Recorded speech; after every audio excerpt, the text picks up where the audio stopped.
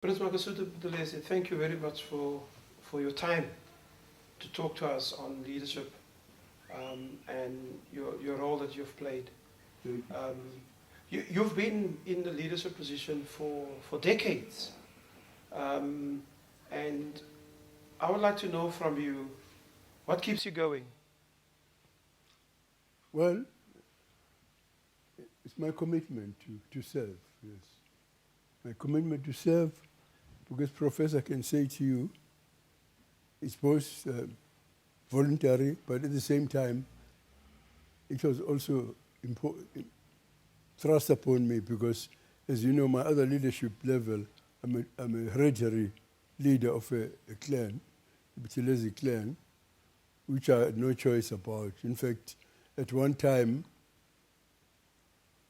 in the 50s, after completing my degree, I wanted to serve articles to qualify as an attorney. And it was the leaders of the ANC who said that it would be more in the interest of our struggle, because I was a member of the ANC Youth League, it would be in the interest of our struggle if I went and served people in that capacity. So how did you manage to intersect being a traditional leader with being a political leader? How did you intersect the role of political leader and traditional leader? Because that must have been quite complex, because the rules are different. Well, actually, I don't think that it's unprecedented, because even Inkosi Albert Luthuli was actually a traditional leader, but he became the leader of the oldest movement, the ANC. But in my case, as I say, I was encouraged because of the way they treated him. I was not encouraged to want to go back to my home in Masabatini, take over that position, but I was persuaded by people like Inkosi Albert Luthuli, people like Walter Sisulu, who said, and Mr. Mandela himself, who gave me that advice that no, I must abandon my articles and go back, because in the long run it should be in the interest of the struggle if I take my traditional position. Can we talk again about that part? You are a leader of your clan. Yes, quite. But you also been propelled into the political space. Precisely. As a political leader, but also in the public as a public leader. Yeah. How did that come about? How did you manage that? Well, as I've explained already, I thought that I was the heir to my father's position, who was the traditional leader of the Buthelezi clan, on the one hand, which I had no choice about, but I was trying to abandon it and take up law because of the way Inkosi Albert Luthuli, one of my mentors, had been treated by the regime. And I thought there's no reason why they wouldn't treat me like him if I took up that position. But then, in fact, it was himself and others who said that they thought it was in the interest of the liberation struggle of our people if I went back and took over my hereditary position. So 2 weeks ago, you were 80 years old. 2 weeks ago was your birthday. Your birthday. My birthday, yes. And how old were you then? How old? How old are you? 88. 88. Yes. Wow, that's almost 9 decades. That's almost 9 decades. Yes. So, if you look back, if I work it out, then your public life is probably range more than 50, 60 years. Your public life. What about it? It's more than 50, 60 years. Your public life. I would say it's about 60 because I became the leader of the Buthelezi clan in 1953. And could you explain to South Africans and to other Africans and people in the world, what are the things that you have learned about leadership since you came into the public space? What are the key issues about leaders? Well, let me say that I thank God that One of my very first mentors was Dr. Pixley, by Isaga Seme, who was married to my aunt. In fact, when I was doing matric at Adams, during the holidays, I did some errands for him. I learned a lot from him because he was the founder of the ANC. He's the man who asked other leaders to go to Bloemfontein in 1912 to found the African National Congress. And then, of course, after my rustication from the University of Fort Hare, I was expelled in September 1950. My uncle, Dr. Seme, tried to intervene as well by writing letters to my professor, Professor Z.K. Matthews, and others. So I always say that my first mentors are those people such as him, who was not a legend to me, whom I knew closely, even when I was doing matric, which means I was no longer a kid really. I was already doing matric when I actually did errands for him. And when I was expelled from Fort Hare, I was in Durban. I worked for a while in Durban. And although I always admired, of course, Albert Luthuli, at that time he was not even the President General of the ANC. I actually attended a meeting in Durban where he contested the position of the leadership in KZN with one old veteran, AWG champion, who was well known because AWG champion founded the ICU together with Clemens Kadali. That's the background I have. And of course, all these people, when I was young, my uncle, Prince Mshieni, who was acting as regent, used to hold imbizos. And even as a youngster, I saw these people at a distance, of course. But when, as I referred to my expulsion, every afternoon after work, I used to go to the offices of the ANC in Lakani Chambers in Grey Street, and I got very close then to, of course, Albert Luthuli. And then it happened that he was contesting a position of leader for the province of KwaZulu-Natal, or Natal as it was then. And I was present with other friends of mine who were actually civil servants like me at the offices of the Native Commissioner in Durban. And Mr. Champion was very dramatic. Instead of the delegates voting for who should be the leader of the province, Mr. Champion said, those who support Luthuli this side, those who support Champion this side, which was irregular, of course, in terms of the Constitution.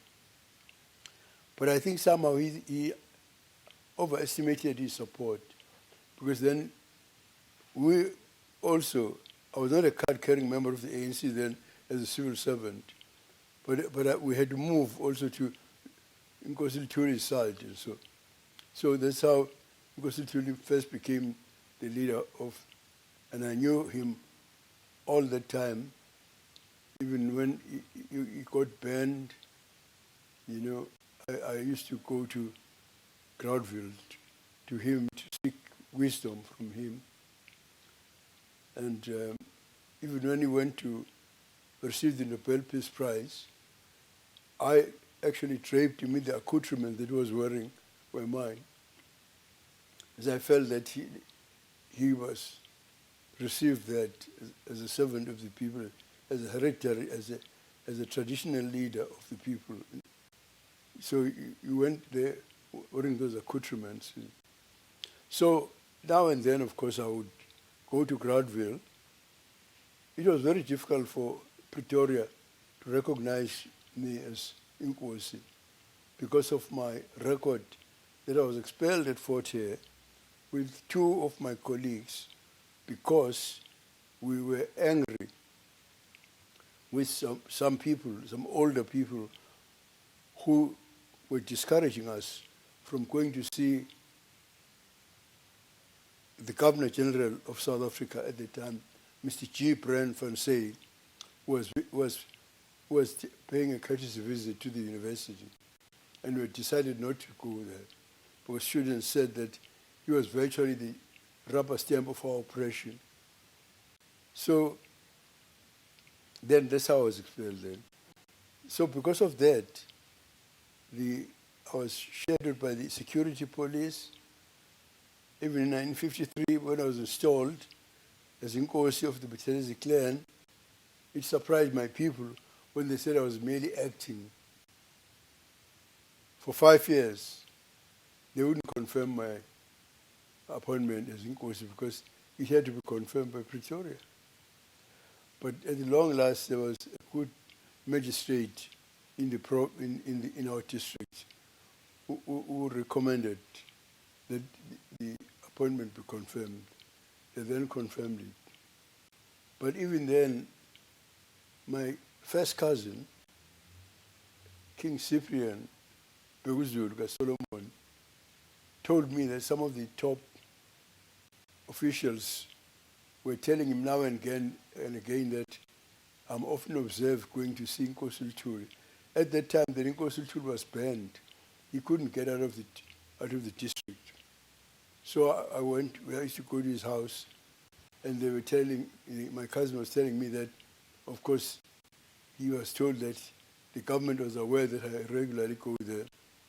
So I said to the king, Your Majesty, I would like to know if it's illegal to see Nkosi Luthuli. If it is, I will stop. And I said that the representative of the government in the district is the magistrate or the native commissioner. Why doesn't he tell me to stop it?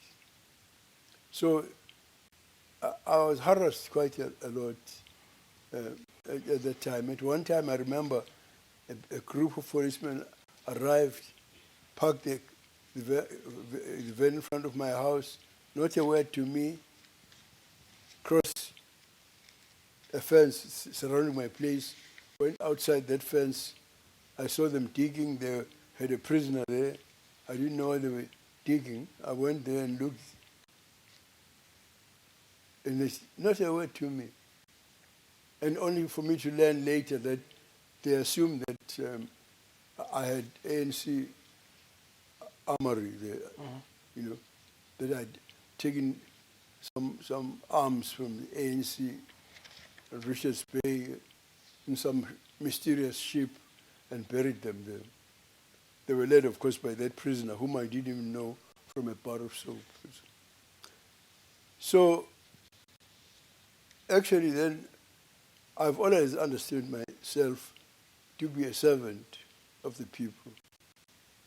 Also from my Christian background, because Christ, as you remember, Professor, stressed that whoever is in it should be serve others. So I always took my position that it's a privilege for me to serve people in all capacities. As traditional leader, my role model, Nkosi Albert Luthuli, who was a well-educated man who was actually a teacher at Adams College, and he abandoned his position as a teacher with a lucrative salary to serve his people. Those were my inspirations.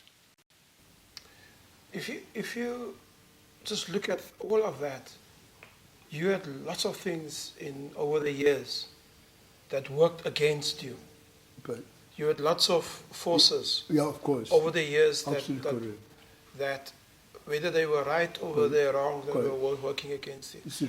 How did you manage over those years to date to withstand praise, to adversarial comments towards you, towards views about you and where you come from? How did you withstand all of that? Let me say simply, sir, very simply, that I think that my Christian faith was a great inspiration for me. because Christ, the servant leader, Son of God, served people, and he was also hated by powerful people. And that inspired me too, as a Christian. And I think that my faith was a pillar of strength for me in going through all sorts of problems. As you say, Professor, I've gone through a lot of problems. Because it's very strange that when I've told you that the founder of the ANC was my uncle, that was a member of the ANC, how it happened that now I was seen as someone against the ANC, as an enemy in the ANC, which was very painful. Because all the time, I met Madiba, actually I met Mr. Walter Sulu when I was still a student at Fort Hare, when he was the Secretary General of the ANC, and Mr. Tambo too, when he visited us at Fort Hare. So I was always a staunch member of the oldest movement, the ANC. And in fact, when Albert Luthuli sent Mr. Tambo abroad, as I said, I was a servant, even in my church. I used to be elected as a lay delegate to synods. And there was a very important meeting of the Anglican Church of the World, the World Congress of the Anglican Church in 1963. So I traveled with one African priest, Canon Philip Mbata, and our Bishop, Bishop Thomas Savage. And when I stopped in London, I could not go and see Adelaide Tambo, Mrs. Tambo, because of our relationship and friendship. So I went there, and then Mrs. Tambo actually phoned Mr. Oliver Tambo to come over from Lusaka to meet with me, which he did. But Mr. Tambo was very unhappy about one thing. He was very happy, of course, about our meeting, but very worried about whether the government would know that I met with him. Of course, being a younger man, inexperienced, I thought he was worrying for too much. I dismissed it. But it actually dawned on me that when he was a more experienced leader than myself. Because in fact, when I returned to South Africa, the government confiscated my passport. For 9 years, they refused me permission to go out of the country. And I think it was because of that meeting. What was the importance of that meeting with Adelaide Tambo? Pardon? What was the importance of that meeting? Why did you consider it important to meet with the Tambos in London? Because apart from being a member of the ANC, we were actually family friends. My sister was married to a medical doctor at Davidton, and Tambo lived in Waterville, and we ANC, So therefore, it was natural for me when I was in London to meet Mrs. Tambo. Because apart from being my leader, he was also a friend of the family, just like my diva too.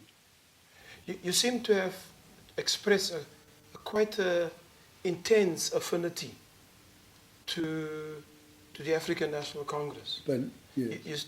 You historically express an intense affinity to the African National Congress. Absolutely. What went wrong? What went wrong that... Well, let me tell you, Professor.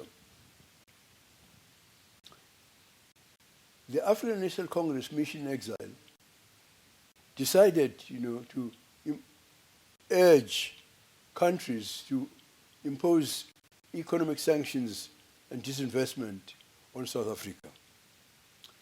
Now, on that issue, I did not agree because I used to come here in Cape Town. I remember addressing a big meeting at Langa. I used to go to Mangaung at that time. By that time, of course, the regime had arrested most of our leaders in the ANC and the PAC and others. and it was quiet, and I was the only voice. And I used to address big rallies, big, huge rallies in Johannesburg. And then I put this question about sanctions. Our people everywhere said they would starve to death if that was done. So I couldn't support it. So the Americans, arranged various colloquiums, various seminars in the neighboring African states, free states. And one of these was arranged in Ethiopia, in Addis Ababa. And Mr. Tambo and I were invited. We decided to meet with Mrs. Tambo in Nairobi. We stayed the whole night talking about it because it was actually the instruction of the ANC that entrepreneurs and investors shouldn't come to South Africa and that they should actually divest. They should pull out of South Africa. So Mr. Tambo said to me, no, it would be bad if we both of us go to Addis and disagree in a foreign forum as leaders, from South Africa. So he suggested I should go ahead and go to Ethiopia, but he stayed behind in Nairobi. When I returned, he was still in Nairobi. Then I took advantage of being out of the country because I wanted to visit His Excellency Kenneth Kaunda and His Excellency President Julius Nyerere to thank them for the sanctuary they gave to our exiles. So I went and did that. While I was in Zambia, President Kaunda actually made arrangements for me to go to their office, the office of the party, Peace Party. And he gave me even their constitution. And he said after I'd seen my office, they should bring me back to State House, where he also brought some of his senior political leaders like Mainza Chona, who was the Prime Minister, and others. And he said to me, they as leaders of SADC really admired what I was doing in South Africa after the regime had closed down and either imprisoned our leaders or forced them to go into exile. But he said he felt that in order my work to thrive, and in order that we should a cohesive force, to use his exact expression, I should found a membership-based organization. Now, of course, being ANC myself, I couldn't do that without consulting Mr. Tambo. So I consulted Mr. Tambo, I sent someone. Mr. Tambo said I can go ahead. I can go ahead. Which year was that? That was in 1974. Mm-hmm. 74. So then when I came back, then I consulted some of the leaders in Inkatha, like the late Bishop Alpheus Zulu was the Bishop of Zululand of the Anglican Church. And then we founded Inkatha as a national cultural liberation movement. That's what we call it in English, National Cultural Liberation Movement. The bishop advised me, because he believed very much in what Christ said about be wise as serpents and meek as doves. He said that I should emphasize the cultural thing because certainly the regime, if I launch it just as a party, they'll close it down. Yeah. Which is right about because I said when we founded it, we said the Inkatha was structured on the ideals of the ANC as propounded by the founding fathers in 1912. You know that on the issue of liberation, they said they would negotiate a stuck to liberation. But by that time, the ANC had brought in the armed struggle now as a second string on their bow. Now, I went to Addis Ababa, I returned, I went to... So I always stress that we were founded. You remember even the colors, our colors I've got this, all the colors of the ANC. But then when the rupture took place, when they abandoned me, then we added red for the bloodshed of martyrs and white for our commitment to peace. You see? So, the red in the IFP colors but, is for the martyrs.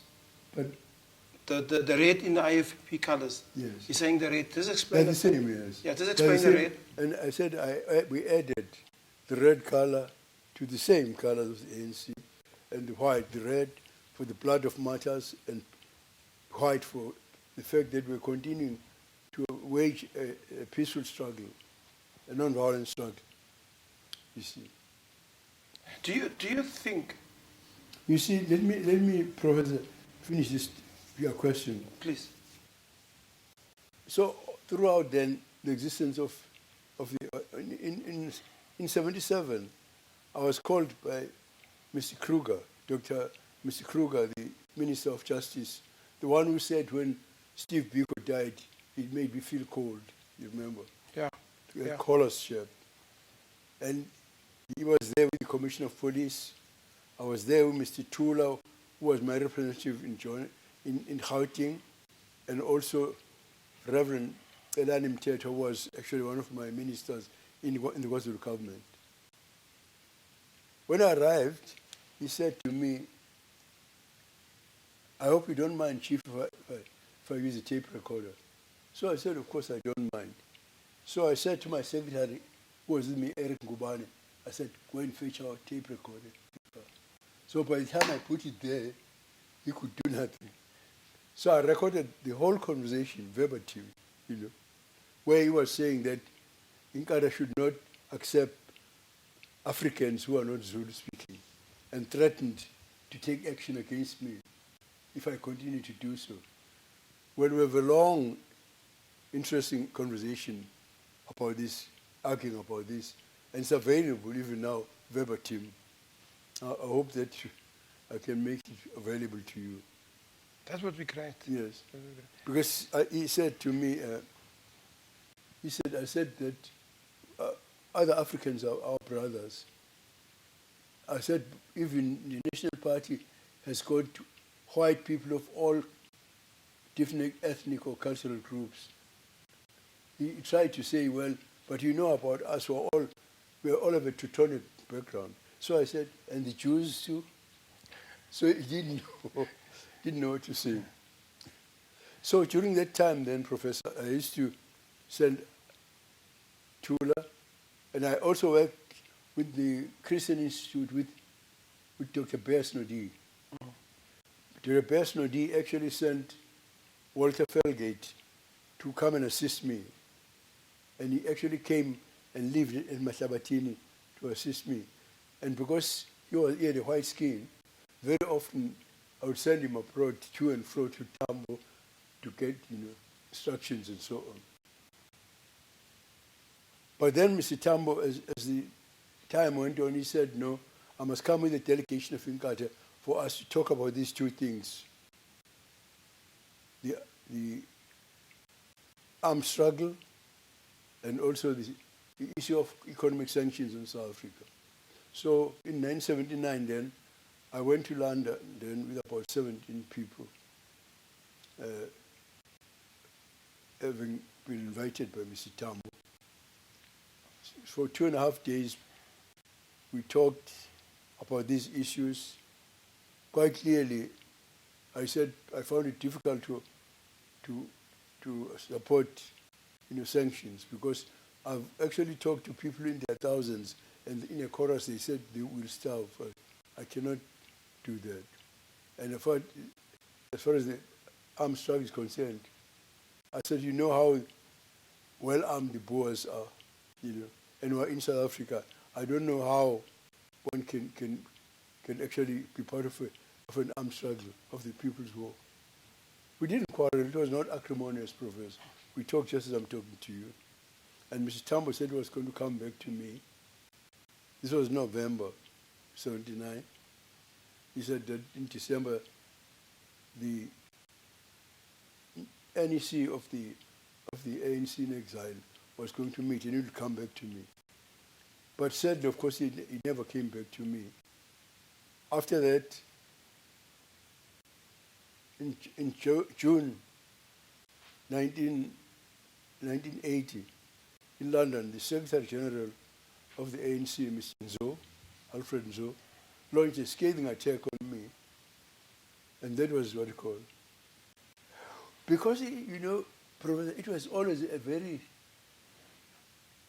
tenuous situation, because in the ANC, the ANC as a party did not agree with the Homeland policy, just as I did not myself. But before he left South Africa, Tambo himself and Luthuli, both of them, they sent the leader of the ANC in Gauteng, Mr. Kloppers in Sibande, to my sister, as I've mentioned, that he lived in Davidton, to ask me. They said that clearly we're the last to come actually to have a homeland government, because we're against it and we're influenced by the ANC. But then they sent a word to say, if other traditional leaders, Amakosi, decided to elect me, I must please not refuse, because then they would be able to push this thing to where the Boers don't want it to go. That's how I became the chief minister in the first place. So the relationship with Tambo was very strange, because, you know, I wanted to publish a publication, a newspaper, and I went to Sweden to look for some money in Sweden. And in Sweden, they told me that they don't deal with any other organization except the ANC. Unless the ANC agreed, they wouldn't. So the relationship between me and Tambo was so close that I got Tambo to come to Stockholm to nod. So they gave me the money. But there's a very interesting incident that took place there. While I was there, I was told that another friend of mine, Reverend Andrew Young, who was then the envoy of the United States at the United Nations, was there. Mm-hmm. And when he heard, of course, that I was here, he wanted to see me, I wanted to see him. But you know, the leader of CEDA, the organization that was give money, spoke out of his turn, Professor, because he started telling Andrew Young that Mr. Tambo would be there too. But Tambo did not want that to be known. The relationship was a secret between us. So what was going to be done? So a lie was told that Andrew Young came and had lunch with me in the dining room. Tambo was in the bedroom. His lunch was served quietly in the bedroom. And Young was told that he never came. Just to show you what a relationship it was, because the first 8 members of the ANC, which were led by Ambrose Makiwane, who broke away from the ANC, among the reasons they gave for breaking away was that they resented Mr. Tambo's closeness to me as chief minister, not knowing that in the first place it was Tambo himself and Mangosutho who had said I must take up that position. It was really skating on eggs, doing some egg dancing, right, if I may put it. Mm-hmm. So then there was a journalist in the chief of the bureau of the Sunday Times in London. Suzanne Vos, got in touch with Cap Zungu. Mr. Cap Zungu was the representative of the ANC in London. He is the one who told her about our meeting with Tambo, which was not supposed to be known. So what happened then? A big lead story in the Sunday Times, Buthelezi and Tambo made, you know, it was splashed in South Africa. Then Mr. Tambo was forced to issue a statement saying the meeting never took place. Wow. Didn't it? Wow. Wow. Which, of course, I was very sad about myself. But I realized that, you know, in our relationship, he could not, because he was afraid of the anger of some people in the ANC who say they should have nothing to do with leaders of the homelands. And that happened in the period between 1974 and 1976. Was that in 76 or 74? I went to London in 79. 1979. It was in November 79 when I went to London. That's in amazing. 74, remember I went to Ethiopia. We met in Nairobi with Mr. Tambos and so on. So that meeting in Sweden was supposed to be was in 1979. The meeting in Sweden. Yes, it was before. Okay. The meeting in Sweden was before 79. Before 79. Do you think that because of the complexities of the time, you established Inkatha with, like you're saying, with the blessing of our Tambo, the apartheid, the brutal apartheid system, and how it actually used homelands, and then the ANC's own 4 pillars of struggle come into play. That in all of that, were you misunderstood as a South African leader at the time? As a leader, were you misunderstood? Do you think people within the ANC and people at home actually misunderstood your role? Yes, there was a misunderstanding. But I think generally the people of South Africa, Mr. Kruger would not have invited me to stop recruiting other Africans. I mean, the IFP even clocked 1 million members, right across all our ethnic groups. So the people in South Africa did not. But then after the 1980, after the Secretary General launched that attack on me, then in the Radio Freedom, I was attacked from the radio of the ANC, in Sichaba, throughout the world I was vilified, But there's a very amazing thing, Professor, because Madiba was not only my leader, he was my we're friends and a personal friend. I mean, even throughout that period, even when Tambo and others did all that, we still continue to communicate.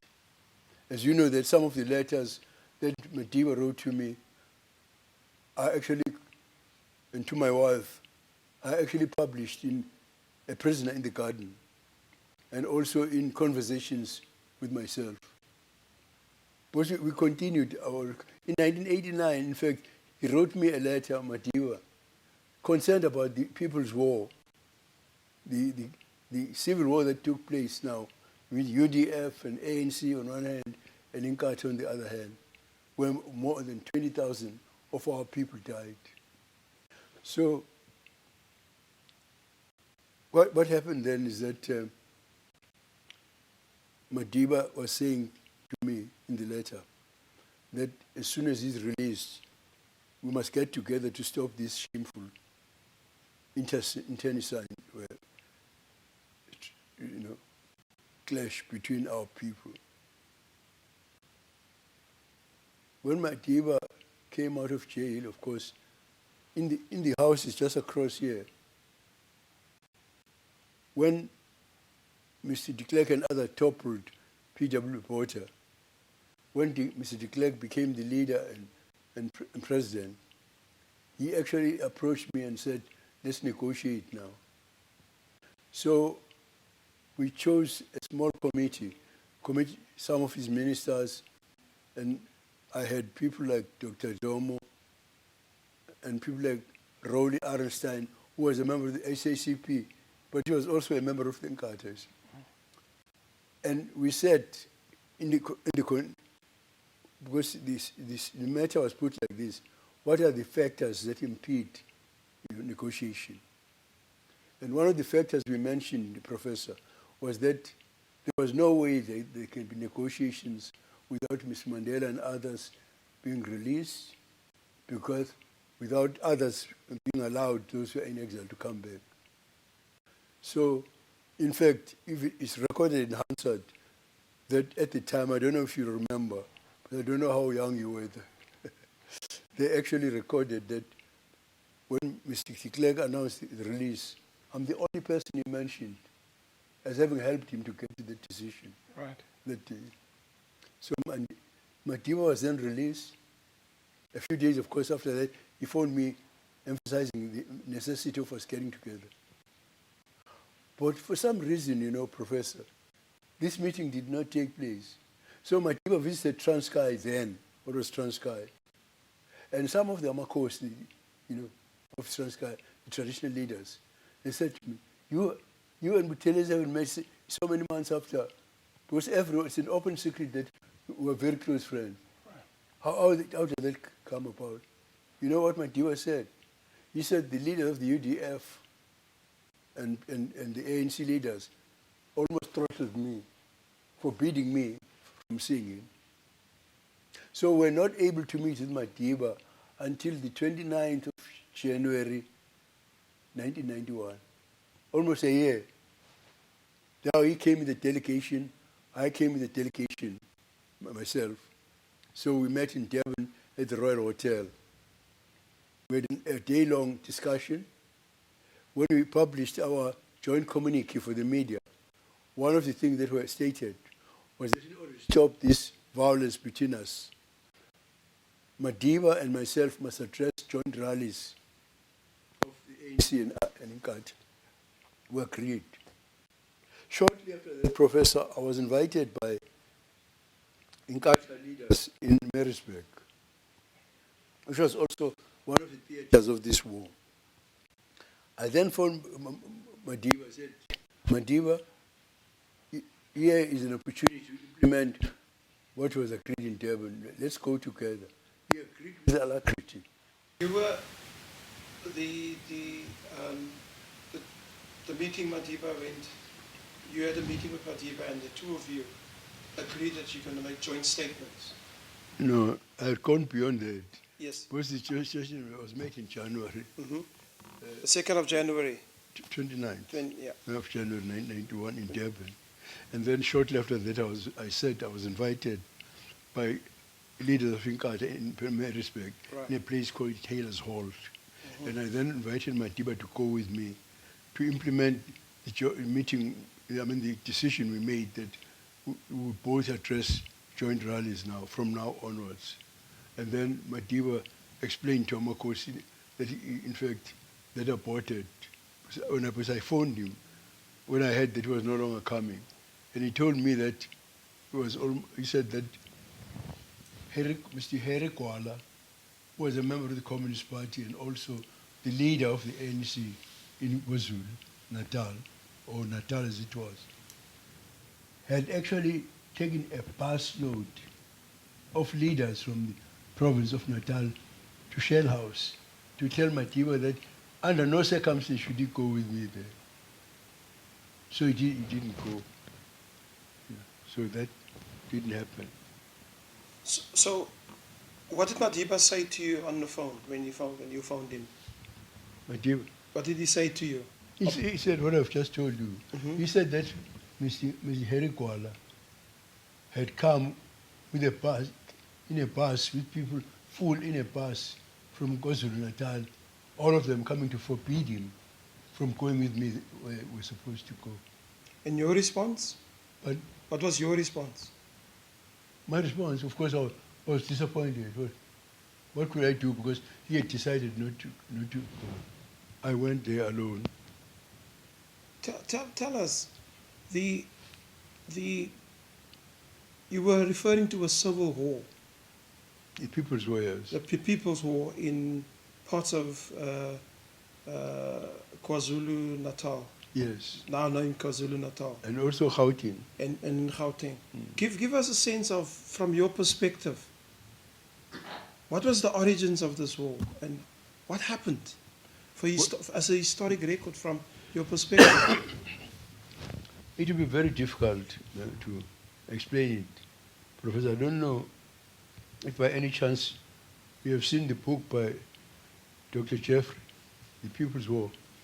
Have you seen that book? Yeah? Yeah. But it says it all. It does say it all how it happened, because the ANC had gone to Vietnam and they got the idea of a people's war from Vietnam, and they, unfortunately, this warfare was not directed now at the oppressors, but with ourselves, because it was not only Inkatha, the people that were killed, even leaders of PAC, Azapo and others were killed. And what was the origins? Why? What spurred this thing? The Many people war, lost their lives, yeah. in fact, the ANC openly said that they were waging a people's war. And the pattern of that, they had copied from Vietnam, where they used that, during that conflict, big conflict in Vietnam. It is they who call it the People's War, in fact. I mean, Dr. Jeffrey doesn't get that title from her head. The ANC itself saying they were waging what they call a People's War. And that's why that book is entitled like that. But you also say that the UDF was involved in it. But the UDF. In which activities were the UDF and Inkatha and Zapu involved in at the time? A surprising thing, Professor, is this. I think it was in 1983 that the UDF was formed here in Cape Town. Right. And in their very first statement, they stated that they would welcome any organization against apartheid except Inkatha. I hadn't even approached them, but in fact I had issued a statement welcoming their emergence, saying that it's a good thing to have an umbrella organization under which all anti-apartheid organizations. But I was immediately elbowed out. What do you think were the reasons? What were the reasons? Perhaps I'm not a spokesman for them. But you were sitting in quite a very powerful position to be able to see, why are these people doing this? Why are they saying this about my organization and me, that I can't belong? But I've already told you about the relationship. Mm-hmm. I've told you about the incident in Stockholm. I've told you that Mr. Tambo himself had to deny that the meeting met, because their stand was that they would have nothing to do. And yet, in their documents, they actually said that they would never put me in the same class like all the homeland leaders, because of my social base, as they put it. One of the documents is written those words, But still, now they wanted me to tar me with the same brush in order for the black people in South Africa to take me as a traitor too, because they regarded as treachery that people participate in homelands. Do you have any regrets as a leader over the years? Regrets, things that you could have done differently, to better, to not do? Any regrets that you have? No, I don't regret anything. If I were to walk that path, I would do exactly what I did. In taking up the position of being the leader of homelands, that was the instruction from Luthuli and Tambos. What should I regret then? If they deny what they did, it's up to them. At the unveiling of Mr. Tambos' tombstone, I was present. Matiba was present, and all our leaders, even people like Governor Pig, were still alive. They were all there. And since one day, when it was his turn to speak, in fact, he was the program director. He actually mentioned that how I became the leader of the KwaZulu. They know the truth. I mean, so it's them who can account. Do you? It seems to me that what I'm hearing is that because the ANC at the time, in terms of what you're saying, gave a blessing to the Inkatha to be established. In fact, I regarded, let me say, Professor, not cutting you short, that I regarded Inkatha myself as a front for the ANC. Is it time to go home? Pardon? Is it time for you to go home? Pardon? Is it time for you to go home? Well, to the ANC is your home? no, I mean, it's not as simple as that. It's complicated, Explain. as you have heard yourself. Can you Because there have been many meetings, because after that, you know, the Government of National Unity was set up. I became a minister. And as I said about my friendship with Miss Mandela, he did something that infuriated them. When for the first time he was out of the country and his deputy Mpeg was out, he left the country to me. I acted as president of South Africa, and they were furious. I mean, there's no indication better than that of how Madiba felt about me. There seems to be a joke that goes around that before I come to you being acting president, that you used to make in Madiba's cabinet when you got the report card, the media report card of performance of ministers. You used to tease other ministers when they got an F for performance. Can you remember that? No, I don't remember that. Remember there's the Mail and Guardian used to... They always did that, yeah. Yes. And then other ministers got an F and you used to joke about them getting an F, where you got a C or B. Tell us about that. No, actually, I don't remember ridiculing them. You don't? But of course that happened to us. But I don't remember. Did you have fun in Mandela's cabinet? Pardon? Did you have fun in Mandela's cabinet? Oh, absolutely. It was a great privilege to work with that great icon, you know, as actually his minister. Because after that, he kept on appointing me. You remember that at that time, we attended a SADC meeting in Maputo with Madiba, when he was to leave from there for America. And Mr. Mpeg was in one of the Eastern countries. I'm just forgetting which one. He was out of the country. You see, at that time then there was a big conflict in Lesotho, you remember?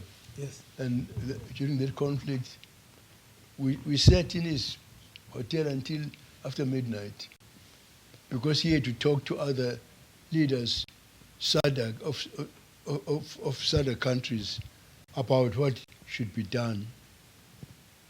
And there's this thing which, of course, is almost a joke, that he looked at his watch, and at 12 o'clock, he said to me, he didn't want to talk to Ms. Mugabe because their relationship was very frosty there. So he said, talk to Mugabe, we are now acting president. They say that in Madiba's time, when he was president, when you got appointed as the acting president, you were the first one to deploy the army to Lesotho. I was coming just to that, because I had to talk to, he had talked to others. Then I talked to President Festus Mogae too, in Botswana, about the fact that there was this problem, and that if need be, we were going to send SADC, a SADC force, not just South African army, to stop the trouble. So I decided, and I consulted Madiba, and I decided, after we agreed with Mr. Mogae, to send soldiers to intervene. In fact, some people said that, they always said that it was because it was because of my warlike propensities, which in fact is nonsense, because it was a joint action it was a SADC action. And in fact, when the king of Lesotho invited me for his marriage, when I was introduced, the whole stadium shook with women ululating when they heard my name. And during lunch, when we were having lunch with the judges and the top people who were at the official lunch, they said, thank you for saving Lesotho from a bloodbath. You decided recently, as recent as a couple of years ago, if I can say it, a couple of years ago, to go public with the HIV/AIDS status of your son. Yes. As a national leader. And daughter. Of your daughter, my apologies. No, my son and daughter. Your son and daughter. Yes. You decided to go public as one of the national leaders in South Africa. Yes, Why did you make that choice? Well, I did that because I thought I was responsible. Because there was a lot of stigma. I think that even one young woman had been killed at Komashu in Durban merely because he died of AIDS. So I thought that as a leader, it was responsible for me to actually announce it, to remove the stigma that AIDS was a sickness like any other sickness, and therefore the people should not be looked at or regarded as a stigma to suffer from it. And then, of course, my diva did the same after me, too, when his son died. So what was the impact of that amongst your own party members? What were they saying about that? No, they applauded it. In fact, Prof, I cannot be dressed without this because of that experience and that loss of my children. Because I still one of the big challenges that we as a nation are facing. You know, although the antiretrovirals are available, but in fact, in particular in KwaZulu-Natal, the incidence is not gone down. What is your advice to the youngsters that's now part of formal political party outcome representation? The youngsters, new leaders that comes through their ranks or being directly elected. What is your advice to them? To young person who do young people in general. Who wants to become concerning what? Who wants to become leaders? Well, I say to young people, of course, they must realize that to be a leader is not a bed of roses at all, and that leadership, in fact, personally, I don't regard it as a status thing, and that, in fact, if one is a leader, one must understand clearly and accept that one is a servant of the people, that you are serving, and that you are privileged to serve people, to be the servant. I would say that is the greatest thing, pleasure I've had, or delight, or content, is having had this opportunity to serve South African people for the length of time that I've served them. How would you like to be remembered? How should people remember you? Well, I would like my people to remember me as someone who tried to do his best to serve them. Prof Mangosutho Buthelezi, thank you very much for your time. Thanks.